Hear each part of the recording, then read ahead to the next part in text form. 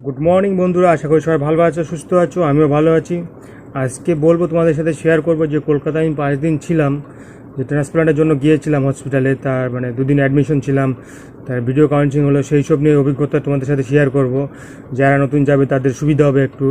But আমার জেনে আসলাম, but আমার ওটিটা হয়নি, তোমরা জানো সবাই, ক্যান্সেল হয়ে গেছে ওটিটা। বাট 2 দিনে যে আমার কত খরচ হলো, কেমন কি হলো, সেই সব নিয়ে আজকে ভিডিওটা বলবো, তোমাদের সাথে শেয়ার করবো একটু। প্রথম দিন তো গেলাম, আমি গিয়েছিলাম 18 তারিখে, এখান থেকে ট্রেন ধরেছিলাম, ট্রেন ধরে গেলাম। যাওয়ার পর তোমার 19 তারিখে সকালে পৌঁছলাম। সকালে পৌঁছে একটা রুম নিলাম। প্রথমে রুম নিলাম, রুম নিয়ে এমনি থাকার মতো রুম নিলাম। রুম নিয়ে ওখানে ছিলাম, ফ্রেশ ট্রেশ হলাম। তারপরে সেদিন আমি 19 তারিখে পৌঁছেছি। 19 তারিখে আমার ভিডিও কাউন্সিলিং ছিল। ভিডিও কাউন্সিলিংয়ে কী হয় সেটা তোমাদের সাথে বলবো। তো ওখানে রুম নিয়ে ফ্রেশ ট্রেশ হয়ে তারপরে ওখান থেকে বেরিয়ে আসলাম। সকালে গিয়ে রান্নার ব্যবস্থা করে নিয়েছিলাম। ওখানে রান্নার ব্যবস্থা সব নিয়ে গেছিলাম, জানো 1 মাস একসাথে যাবো একবারে, মানে 3 মাস থাকতে হবে। তো একবার রান্নার ব্যবস্থা সব, চাল টাল ডাল সব কিছু নিয়ে গিয়েছিলাম বাইরের থেকে সব, কারণ কিনে নিলে অনেকটা টাকা লাগবে, তাই বাইরে থেকে নিয়ে গেছিলাম। বাড়িতে আছে আমাদের জমির চাল সব, জমিতে ধান আবাদ করি, জমি আছে আমাদের, গ্রামের বাড়ি জানোই, আমাদের অসুবিধা নেই, কিনে খেতে হয় না। তো ওখানে সব কিছু নিয়ে গেছি, চাল ডাল নিয়ে, যে তবে রান্না করে সকালে সিদ্ধ ভাত বসিয়ে তারপরে আমরা বেরিয়ে গেলাম। আমি, বাবা, আমরা ফ্যামিলি একসাথে গেছিলাম। ডোনার আর ডোনারের গার্জেন অন্য সাইডে গেছে, অন্য ওরা আলাদা গিয়েছিলো। বাট ওরা প্রথম দিন সকালে দেখা হয়নি, ওরা অন্য রুম নিয়েছিল, আমরা অন্য রুম নিয়েছিলাম। বাট পরের দিন আবার একসাথে ছিলাম। তার প্রথম দিন গেলাম ভিডিও কাউন্সিলিংয়ের জন্য, ওখানে গেলাম, প্রদীপ দাসের ওখানে গেলাম, অ্যাসিস্ট্যান্টের ওখানে বললাম। হ্যাঁ, 9টার দিকে আমাকে ফোন করলো, মানে 9টা বেজে গেছে, ফোন করলো, 9টার দিকে টাইম ছিল, ফোন করলো। তো ফোন করলে তারপর আমি বেরিয়ে গেলাম, ফটাফট বেরিয়ে তারপর ওখানে গেলাম। ওখানে একটু ওয়েট করলাম। ভিডিও কাউন্সিলিং রুম, প্রদীপ দাসের নেফ্রোলজি যে ইউনিটটা আছে তার পাশে পিছনের দিকে রুমটা আছে ভিডিও কাউন্সিলিং, ওখানে একটা রুম আছে, ওখানে ম্যাডাম থাকে। আর তখন ম্যাডাম আসেনি, একটু পরে ম্যাডাম আসলো, ওয়েট করলাম, তারপরে গেলাম। তা ভিডিও কাউন্সিলিংয়ে কী কী হয়, মানে তোমার স্বাভাবিক তোমাকে শোনাবে সব কিছু, মানে জানাবে, জানিয়ে নেবে আগেই যে অপারেশন করলে এই প্রবলেম হতে পারে, এরকম, তারপরে চান্স কীভাবে চলতে হবে, পরে ডায়েট মেনটেন করতে হবে, কী কী, মানে এইসব সব কিছু তোমাকে জানিয়ে নিবে, একদম A to Z সব কিছু জানাবে তোমাকে ওইসবই। তারপরে তুমি টাকা দিয়ে কিডনি বিক্রি করছো নাকি না, এসব শুনবে, কারণ নন রিলেটিভ, বুঝতে পারছো। এসব সব কিছু জিজ্ঞাসা করবে, আর সব কিছু অন রেকর্ড হয়, A to Z প্রথম থেকে রেকর্ড হয়, সেটাই আমাদের জিজ্ঞাসা করবে, সব কিছু জানাবে আমাকে। আমার ডোনার ছিল, ডোনারের মাইক্রো সব মানে মাইক্রো হবে, মানে অপারেশনটা হবে, মানে বেশি কাটতে হবে না, অল্প একটু কাটবে বললো, তাড়াতাড়ি শুকিয়ে যাবে সেরকমই বললো। বাট আমারটা এমনি সার্জারি হবে, মানে কেটে করবে আমারটা মুখটা। তো ডোনারেরটা বেশি হবে না, ডোনারকে 3 দিন লাগবে পরে, অপারেশনের পরে। টোটাল মানে 5 দিন, 6 দিনের প্যাক দিয়েছে মানে ডোনারে দেখলাম। আর আমার ছিল টোটাল 10 দিনের প্যাক।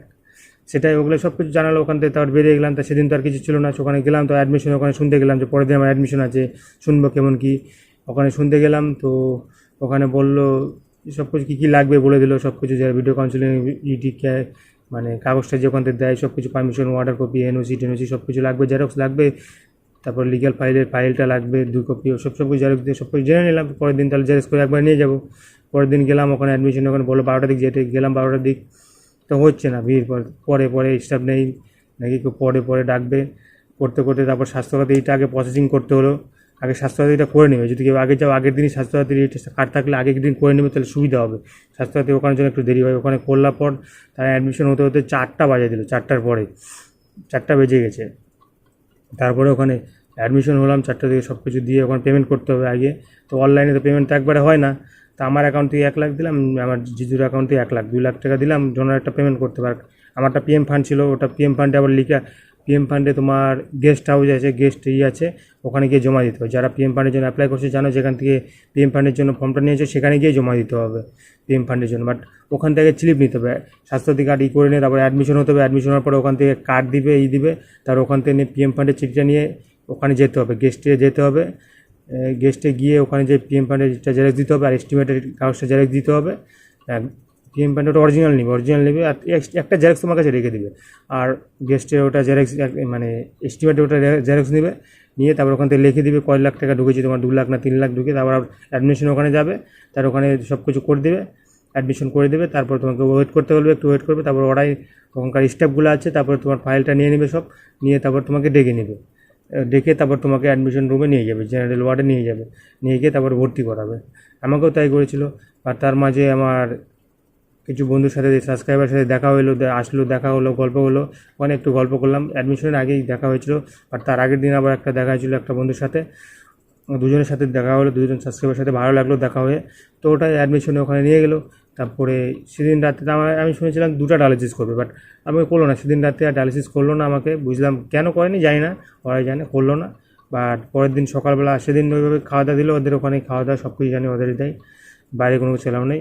ও দিল, খাওয়া দাওয়া দিল, খাওয়া দাওয়া করলাম, ঘুমিয়ে গেলাম। পরের দিন সকালবেলা এসে ব্লাড নিল, ব্লাড টানবে কসমেসিংয়ের জন্য, ফাইল অ্যান্ড কসমেসিংয়ের জন্য সকালবেলা ব্লাড। তারপরে আমার অনেক আগের রিপোর্ট ছিল তো অনেকদিন, তারপরে প্রোফাইল টোফাইল সব কিছু মানে করার জন্য সব মানে ব্লাড নিল, অনেকগুলো ব্লাড নিল, ডোনারের ব্লাড নিল, নিয়ে তারপর সকালবেলা চলে গেল।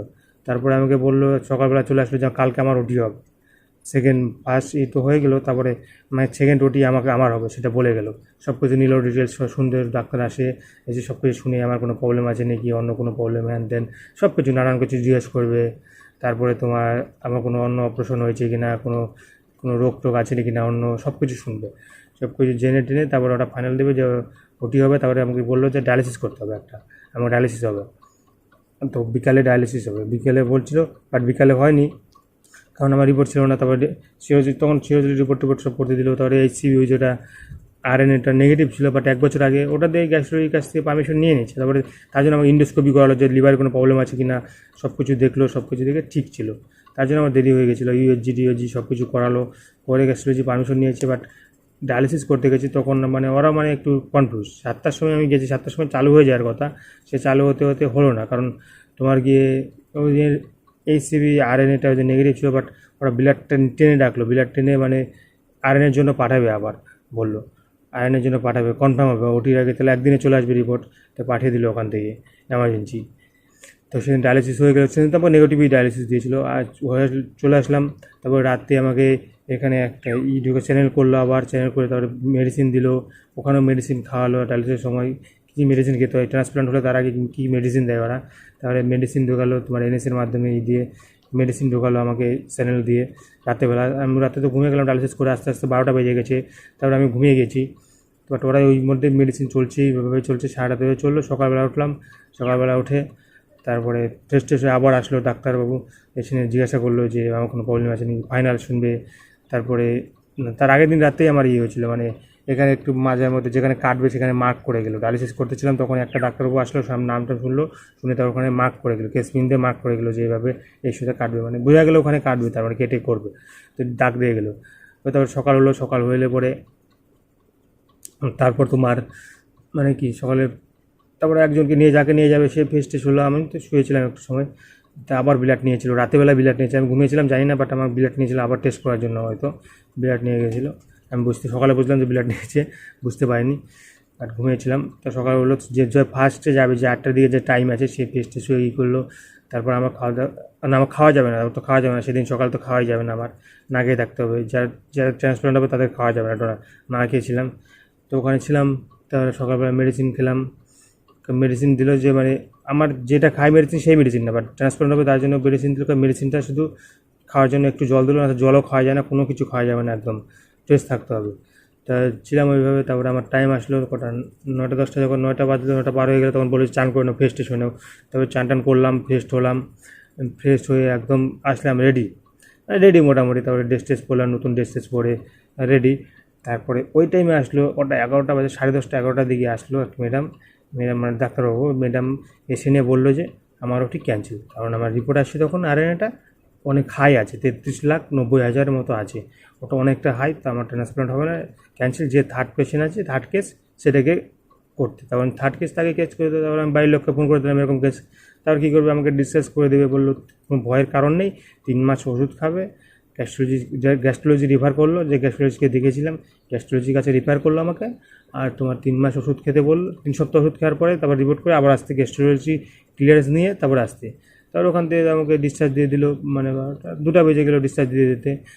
2টা হয়ে গেলো, দুপুরে লাঞ্চ করে নিলাম ওখানে, 2টা বেজে গেলো ডিসচার্জ নিয়ে। তারপরে আবার ওখানে টিকিট কেটে আবার গ্যাস্ট্রোলজি সন্দীপ পাল ছিল ওখানে ডাক্তার, সন্দীপ পালের কাছে দেখা, মানে টিকিট কাটলাম, ওখানে ডাক্তার নাম লেখালাম। তারপরে ওখানে বললো সন্ধ্যার দিকে বসবে। তারপরে ওখানে আবার রুমে চলে গেলাম, ওখান থেকে কী করবো থেকে তারপরে সন্ধ্যার দিকে চলে আসলাম। রাত 7টা বেজে গেছে, 7টার দিকে এসে নে তারপরে তোমার গ্যাস্ট্রোলজি দেখালাম। তারপর বললো এরকম এরকম ঘটনা। তো বললো ঠিক আছে, ভয়ের কোনো কারণ নেই, আমি ওষুধ লিখে দিচ্ছি, ওষুধটা খাবে, 3 মাস খেতে হয়, তা 3 সপ্তাহ খাওয়ার পরে 15 দিন খাওয়ার পরে অনেকটা কমে যাবে লেভেল, চিন্তার কোনো কারণ নেই। তারপরে আসো, তোমার রিপোর্ট করে দিয়ে দেবো। বাট ওখান থেকে আমি হসপিটালতে ফ্রিতে পাওয়া যায়, কিন্তু হসপিটালতে ফ্রিতে পেলে ওষুধটা নিতে গেলে অনেকটা টাইম লাগবে। তো ওখান থেকে আমাকে বললো কি, নাম্বার দিল ডাক্তারবাবুটা ভালো ছিল, নাম্বার দিল তাদের, ওখান থেকে ওষুধটা নিলে কম পাওয়া যাবে দিল। আর রিপোর্ট এখানে আরএনএ রিপোর্ট করলে 4,000-এর মধ্যে হয়ে যাবে, আর ওখানে করলে অনেকটা টাকা নিয়েছে, আমার 23,000 নিয়েছে, ওয়ার থেকে ভর্তি ছিলাম তার জন্য। আর এমনি ইনডোরে করলে পরে 1,000 টাকা করে করলে 16,000 নেয়, আর ওখানে আমাকে 4,000-এর মধ্যে হয়ে যাবে বললো ডাক্তারবাবু ভালো ছিল, আমার উপকার হলো। তা ঠিক আছে, তারপরে ওখান থেকে চলে আসলাম, তো রুমে আসলাম। সেদিন তো আর আসবো না বাড়িতে, কারণ ওষুধটা নিতে হবে। সেদিন রাত্রে আবার তার ফোন করলাম, ওষুধটা নিয়ে চলে আসলো, আমাকে 1,000 করে ওখানে হসপিটালে দিয়ে গেলো। ওটা অল মানে বাইক করে এসে দিয়ে গেলো, 6,000 টাকার মধ্যে হয়ে গেলো, তো অনেকটা উপকার হলো। তো ওখান থেকে রুমে আসলাম, রুমে এসে তার ফ্রেশ ট্রেশ হয়ে, ফ্রেশ তো না মানে খাওয়া দাওয়া করে তার ঘুমিয়ে গেলাম। সকালবেলা টিকিট কেটে নিলাম রাতেরবেলায়, হাওড়ার থেকে যাবো বাড়িতে আসবো, তা টিকিট কেটে নিলাম। তারপরে সকালবেলা ট্রেনে উঠে, ওখান থেকে বাসে উঠে হাওড়া আসলাম, হাওড়া এসে তারপর ট্রেনে উঠে তারপর বাড়িতে চলে আসলাম। বাড়িতে এসে তো তারপর চলছে এইভাবেই।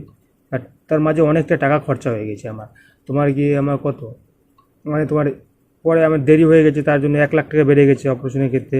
10,35,000 ছিল, ওখানে 11,35,000 হয়ে গেছে, মানে 1,00,000-এর উপরে হয়ে গেছে। 11,40,000-এর মতো লাগছে, মানে এখন টোটাল মানে 1,00,000 উপরে হয়েছে। মানে ডোনারেরটা 70,000 বেড়েছে, 75,000 বেড়েছে, আর পেশেন্টটা কম বেড়েছে। আর ডোনারেরটা তো ক্যাশ দিতে হয়, ডোনারটা বেশি বেড়েছে, 3,70,000 হয়ে গেছে।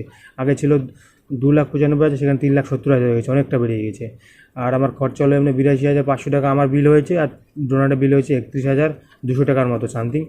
এই মিলে আমার অনেক টাকা খরচা হয়ে গেছে, আর ওষুধ নিতে হলো অনেকটা টাকা। মানে এই টাকাটা ফালতু, মানে 2.5 লাখ টাকার মতো ফালতু গেছে, কী বলবো। আর এখন কপাল খারাপ, দেখা যাক নেক্সট টাইম। ওকে, দেখা হচ্ছে পরের ভিডিওতে। তোমাদের সাথে সব কিছু শেয়ার করলাম। যারা যাবে তাদের কোনো ভয়ের কোনো কারণ নেই, সব কিছু রিপোর্ট করবে 3 মাসের মধ্যে থাকলে সবথেকে বেস্ট। আমার আগে বলেনি, ওখানে দেখেছি, বাট ওরা বলেনি যে আমাকে রিপোর্ট করতে হবে। আমার যে হয়ে যাবে, কিছু বলছে না।